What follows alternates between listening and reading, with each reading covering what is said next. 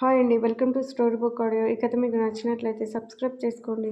సింహ తన వెనకే వచ్చి, నాకు ఏం తెలుసు, నువ్వు వీరాకి అబద్ధం చెప్పావేమో, ఎటు కాలేజీ అనే చెప్తావు అనుకుని నేను అదే చెప్పా అన్నాడు. కాళీ వచ్చి, అయినా నువ్వు మీ చెల్లిని కలిశానని చెప్తే తప్పేంటి అని అడిగాడు ఆశ్చర్యంగా. విశిష్ట, అయ్యో నా బాధలు నావి. అవును, ఇప్పుడు మీ తమ్ముడికి కౌన్సిలింగ్ ఎప్పుడు ఇంతకీ అని అడిగింది.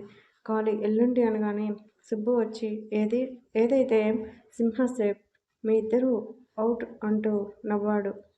విశిష్ట వాళ్ళందరికీ టీ ఇచ్చి వీరా కోసం వెళ్తుంటే కాళీ, సరే బంగారం, వాడు వచ్చేసాడుగా, మేం ముగ్గురం బయలుదేరుతాం, సరేనా, వాడికి నువ్వే చెప్పు అన్నాడు. విశిష్ట టెన్షన్గా రూంలోకి వెళ్ళింది. వీరా బెడ్ మీద పడుకుని కళ్ళు మూసుకుని ఉన్నాడు. విషి డోర్ వేసి టీ అన్నది చిన్నగా. వీరా లేచి తీసుకుని, జాను, నువ్వు అబద్ధాలు కూడా చెప్తావా అని అడిగాడు నార్మల్ వాయిస్తో. విశిష్ట అంటే అది అంటూ ఏం మాట్లాడాలో అర్థం కాక చేతులు రబ్ చేస్తుంటే వీరా టీ సిప్ చేస్తూ, నేనైతే నీకు అబద్ధం చెప్పను, నువ్వు ఎందుకు చెప్తున్నావో నీకే తెలియాలి, నాకు ఈ ప్రపంచంలో నీకన్నా ఏది ఎక్కువ కాదు, నీ తర్వాతే ఏదైనా అన్నాడు సీరియస్గా.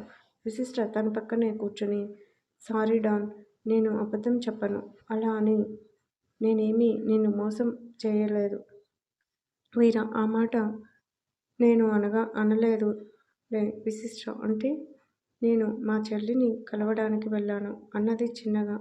వీరా అనుకున్నా, అంటే నాకన్నా నీకు మీ వాళ్ళే ఇష్టం కదా అంటూ టీ కప్ ఇచ్చి తన వైపే సీరియస్గా చూశాడు. విశిష్ట, అలా ఎందుకంటావు, నాకు కూడా నీ తర్వాత ఎవరైనా నిజం అంటూ వీరాహాన్ని హక్ చేసుకుని, ఈ నిమిషం నువ్వు ఎక్కడికి రమ్మన్నా వచ్చేస్తాను, అది నీకు తెలుసు, అయినా నీకు జలస్ కదా, అందుకే నేను అబద్ధం చెప్పను అంటూ నవ్వింది. వీరా, అవును, నువ్వు నాకు మాత్రమే ప్రేమని పంచాలి, మీ ఇంట్లో వాళ్ళైనా సరే అంటూ తన లిప్స్ అందుకున్నాడు. విశిష్ట వీరా జుట్టులోకి వేళ్ళు పోనించి అలాగే ఉండిపోయింది.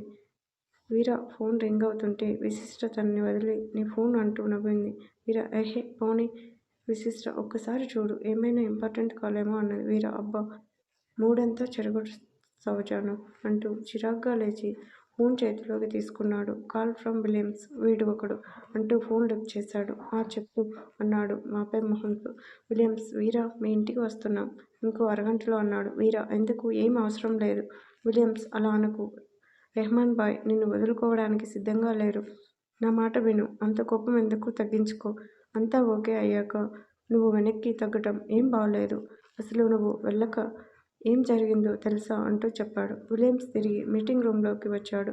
అది చూసి వీరా చేతిలో చావు తప్పి కన్ను లొట్టబోయిన ఆ చోట డాన్ పిచ్చకోపంతో అందరి వైపు చూశారా,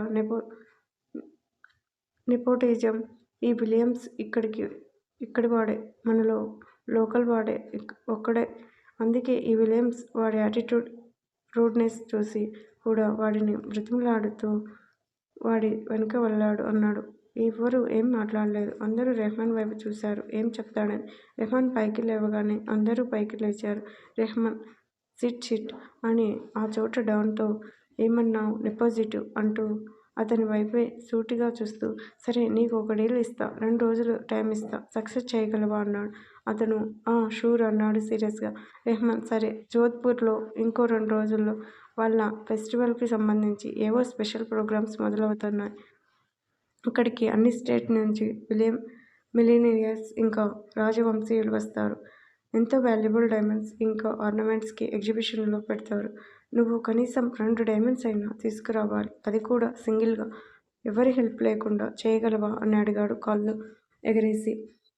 అతను సెక్యూరిటీ చాలా లైట్గా ఉంటుంది కదా అని అడిగాడు.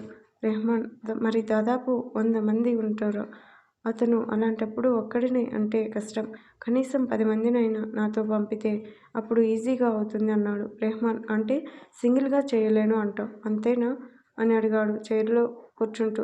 అతను చేయలేను అంటే చాలా కష్టం అంటూ తడబడ్డాడు. రెహమాన్, అదే షేర్ అయితే సింగిల్గా వెళ్ళి సాధించుకొస్తాడు అంటూ గర్వంగా చెప్పాడు. అందరూ ఆశ్చర్యంగా చూశారు. రెహమాన్ అర్థం కాలేదా, ఇందాక వెళ్ళిపోయాడే తనే షేర్ వీరా అనగానే అతను నేను నమ్మను, అదెలా ఒక్కడే మీరు అబద్ధం చెప్తున్నారన్నాడు సీరియస్గా రెహమాన్. ఓ మొన్న ముంబైలో రాజస్థాన్ వాల్యుబుల్ చోరీకి గురైనాయి తెలుసుగా అని అడిగాడు అతను. ఆ అయితే అన్నాడు పోరుగా రెహమాన్. అవి కొట్టేసింది వీరానే. అదే కాదు, ఏ పనైనా సింగిల్గానే చేస్తాడు. ఎస్, తనకి యాటిట్యూడ్ కారణం, అతని టాలెంట్. ఎస్, తనకి పొగరు కారణం, ఏదైనా సాధించగలననే నమ్మకం. అందుకే విలియమ్స్ త్రినాథ్ అనే వ్యక్తికి కలవడానికి వెళ్ళి అక్కడ వీరా టాలెంట్ని చూసి ఆశ్చర్యపోయి తనను ఇక్కడి దాకా తీసుకొచ్చాడు. అంతేగాని నువ్వు అనుకున్నట్లు నెపోటిజం కాదు. ఇంకా నమ్మకం కుదరకపోతే వీరా అక్కడికి వెళ్తాడని ఒప్పిస్తా.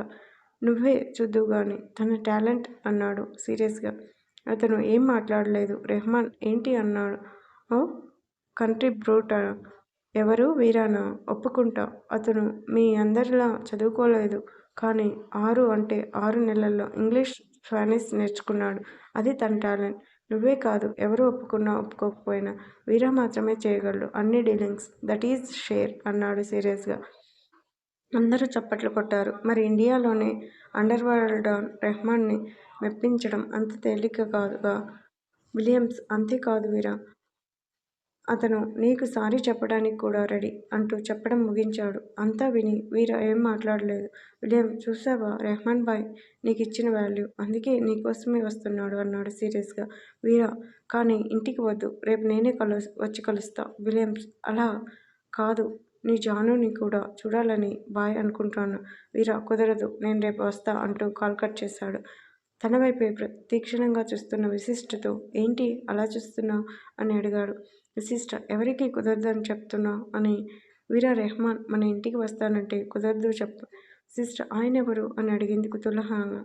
వీరా చెప్పగా విలియమ్స్కి బాస్ అని, ఇండియాలో ఉన్న అండర్ వరల్డ్ మాఫియా హెడ్కి రైట్ హ్యాండ్. విశిష్ట, అబ్బో, అదేదో ప్రైమ్ మినిస్టర్కి రైట్ హ్యాండ్ అన్నంత రేంజ్లో చెప్తున్నావు. రమ్మనాల్సింది, పోలీసులకి ఇన్ఫార్మ్ చేసి పట్టించేదాన్ని అంటూ లేచి వెళ్ళిపోతుంటే వీరా తన చేయి పట్టుకుని దగ్గరకు లక్కున్న జుట్టు సవరించి విశిష్ట కళ్ళల్లోకి చూస్తూ ఏంటి మళ్ళీ చెప్పు అన్నాడు.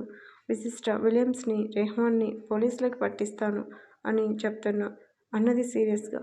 వీరా, ఆ తర్వాత నీ డాన్ కూడా వెళ్తాడు, నీకు ఓకేనా అని అడిగాడు. విశిష్ట, అందుకే ఆగాను అంటూ తన్ని తోసి కోపంగా వెళ్ళింది. Flight to UK. పబ్లో 10 నిమిషాల నుంచి పెగ్ మీద పెగ్గు తాగుతున్నాడు సిద్ధు. అనిరుద్, రేయ్ మచ్చా ఇంకాపు అన్నాడు. సిద్ధు, అసలు ఈ ప్రపంచంలో ప్రేమ లేదురా, అంతా ట్రాష్. నాకే ఎందుకిలా జరుగుతుంది చెప్పు అంటూ బాధపడుతుంటే అనిరుద్, ఏం జరిగింది అని అడిగాడు తన వైపే చూస్తూ. సిద్ధు, విషయాన్ని ఎంత ఇష్టపడ్డాను. వాడు ఆ ఇడియట్ రాస్కెల్ తనకి ఇష్టం లేకుండా పెళ్లి చేసుకున్నాడు. అప్పటికప్పుడు స్పాట్ డెసిషన్ తీసుకుంది, నాకు వయసుకి పెళ్ళి జరగాలని. అసలు తను ఎలా ఫ్యూచర్ డిసైడ్ చేస్తుంది? నన్ను అగాధంలోకి తోసి తను మాత్రం చాలా సంతోషంగా ఉంది వాడితో అంటూ చేతిని బలంగా టేబుల్ మీద కొట్టాడు కోపంగా. అనిరుద్, ఓహో ఇంకా అన్నాడు సీరియస్గా. సిద్ధు, ఇంకా ఆ డెవిల్ వేష్. ముందు తనంటే కోపం, తర్వాత తన అల్లరి కోపం అన్నీ నచ్చి వెంటనే నా ప్రేమని తెలియజేస్తే ఒక్కరోజు కూడా ఎస్ అని చెప్పలేదు అంటూ సిగరెట్ వెలిగించాడు అనిరుద్. అలా అని నువ్వు కూడా చెప్పలేదు కదరా అన్నాడు తన వైఫై చూస్తూ. సిద్ధు చెప్పినా బాగుండేది. ఒరే సిద్ధు, యూ ఫూల్, పెళ్ళి అక్క కోసం, మా పేరెంట్స్ పరువు కోసం అని చెప్పినా తట్టుకునే వాడిని. చెప్పలేదు, వాళ్ళ అక్కకి మంచి లైఫ్ ఇవ్వాలని నాతో మంచిగా ఉన్నట్లు యాక్ట్ చేసింది. ఏదో చిన్న అపార్థం. నేను ఏమీ అందరి ముందు తనని బ్లేమ్ చేయలేదు. కనీసం నా పేరెంట్స్కి కూడా చెప్పలేదు. ప్రాజెక్ట్కి దూరంగా ఉండు అంటూ వార్నింగ్ ఇచ్చా.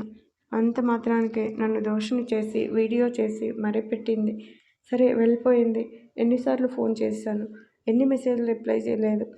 ఎంత పొగరు తనకి. అసలు ఈ లేడీస్ అంతారా, వాళ్ళకి అవసరమైతే కాళ్ళు, అవసరం తీరాక గొంతు పట్టుకుంటారు అన్నాడు కసిగా. అనిరుద్, ఇంకా ఎవరైనా ఉన్నారా? సోనా, తన్ని మర్చిపోయావు అంటూ వెటకారంగా నవ్వాడు సిద్ధు. ఏంట్రా, నేను ఇంత బాధపడుతుంటే నీ వెటకారంగా ఉందా? ఆ సోనా సంతోష్ గాడి స్పై అని తెలిసాక దానికి మా కంపెనీ నుంచి రావాల్సిన క్లియరెన్స్ ఆపేశాను. అంతేకాదు ఇంకెక్కడ జాబ్ కూడా రాదు అన్నాడు పిచ్చ కోపంతో. అనిరుద్, అంతేనా, ఇంకెవరైనా అంటూ నవ్వుతుంటే సిద్ధు కోపంగా అనిరుద్ కాలర్ పట్టుకుని యూ ఏంట్రా నన్ను చూస్తే నవ్వొస్తుందా అని అడిగాడు అనిరుద్. సిద్ధు చేతిని విదిలించి కాదు కోపం వస్తుంది. బెస్ట్ ఫ్రెండ్వి కాబట్టి కొట్టలేదు సంతోషించు అన్నాడు. సిద్ధు ఏయ్ are you out of mind get out అని అరిచాడు. అనిరుద్ వెళ్ళను నీ లైఫ్ ట్రాక్ తప్పింది. కరెక్ట్ లైన్లో పెట్టాల్సిన బాధ్యత నాది. నేను చెప్పాల్సింది నువ్వు వినాల్సింది. ఏంటి వైషుని అన్నెన్ని మాటలు అంటున్నావు? తను నీకు ఎస్ చెప్పలేదనా? సరే నీ ఫోన్కి కొన్ని వీడియోస్ వచ్చి ఉంటాయి చూడు. వైషు అంటే ఏంటో తెలుస్తుంది. అప్పుడు మాట్లాడు తన గురించి. ఆ తర్వాత విశిష్ట. తన్ని అన్నేసి మాటలు అంటున్నావు. నీకు ఎప్పుడు ఇచ్చారా ఆ హక్కు? తను నీ లైఫ్ నుంచి స్పాయిల్ చేయలేదు. తను ఎటు మీ ఇంటి కోడలు కాలేకపోయింది. కనీసం తన చెల్లినైనా మీ అమ్మకు కోడలు చేసి ఆంటీని సంతోషపెట్టాలని చూసింది. అందుకు ఫలితంగా నీ చేత తిట్లు. ఇంకా తను తన హస్బెండ్తో సంతోషంగా ఉందని ఏడుస్తున్నవే అది తన లైఫ్. అరే ఒకటి అడుగుతున్నా చెప్పరా? ఒకవేళ వైషు కూడా నీకు వెంటనే ఓకే చెప్పి ఉంటే ఈ పాటికి నువ్వు వైషు ఎంతో హ్యాపీగా ఉండేవాళ్ళు. అవునా కాదా అని అడిగాడు సీరియస్గా. సిద్ధు కామ్ అయిపోయాడు. అనిరుద్ నువ్వేదో పెద్ద పోటుగాడిలా ఆడవాళ్ళని అంటున్నావు. అసలు నువ్వు కొడుకుగా నీ పేరెంట్స్కి ఏం చేశావు చెప్పు అని అడిగాడు సిద్ధు. ఏయ్ ఏం మాట్లాడుతున్నావు అని అడిగాడు విసుక్కుంటూ. అనిరుద్ నిజం మాట్లాడుతున్నారా రేయ్ రామ్? అదే మీ అన్న తప్పిపోయాడా చనిపోయాడా అని అడిగాడు సిద్ధు. ఇప్పుడు తన సంగతి ఎందుకు అన్నాడు సీరియస్గా అనిరుద్. ఎందుకంటే అసలు రామ్ ఉన్నాడో లేదో తెలియక పేరెంట్స్ పడే బాధ నీకు తెలుసా అని అడిగాడు సూటిగా. సిద్ధు బావకి ఎక్కడో తగిలింది. అది చూసి అనిరుద్ ముందు అది తెలుసుకో వాళ్ళ బాధ గురించి. నిన్ను చూసి వాళ్ళు రామ్ జ్ఞాపకాలని మర్చిపోయి ఉండొచ్చు. కానీ రాముని కాదు. నీకు చేతనైతే ఇండియా వెళ్ళి రామ్ గురించి వెతుకు. ఒకవేళ బ్రతికి ఉంటే నీ పేరెంట్స్ ముందుకి తీసుకురా. అప్పుడు చూడు నీ పేరెంట్స్ ఆనందం. ఇంకా వైశ్య సంగతి అప్పుడు నువ్వు వద్దన్నా నీ కోసం వస్తుంది అన్నాడు సీరియస్గా. సిద్ధు చాలాసేపు అలాగే ఆలోచిస్తూ కూర్చున్నాడు. అనిరుద్ ఎవరికో మెసేజ్ చేశాడు డన్ అంటూ. సిద్ధు పైకి లేచి నువ్వు చెప్పింది కరెక్ట్రా. ముందు రామ్ కోసం వెతకాలి. నెక్స్ట్ వీకే ఇండియా బయలుదేరుతాను.